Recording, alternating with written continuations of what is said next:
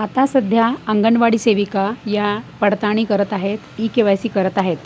ज्या लाडक्या बहिणींची ई-के-वाय-सी राहिलेली आहे किंवा ज्या लाडक्या बहिणींची ई-के-वाय-सी चुकलेली आहे किंवा ज्या लाडक्या बहिणींची ई-के-वाय-सी ही अपूर्ण आहे, तर अशा ज्या लाडक्या बहिणी आहेत, तर अशा लाडक्या बहिणींकडे समजा पतीचे किंवा वडिलांचे आधार कार्ड नाही आहे. कारण की तुम्हाला आता या ई-के-वाय-सीसाठी 4 प्रकारचे कागदपत्र लागणार आहे. त्यामध्ये पतीचे किंवा वडिलांचे आधार कार्ड जरुरी आहे.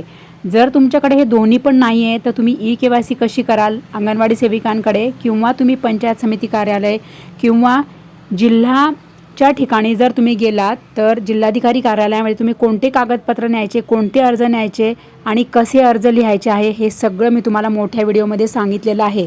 कारण की हे सगळं एका मिनिटात सांगणे अतिशय अवघड आहे.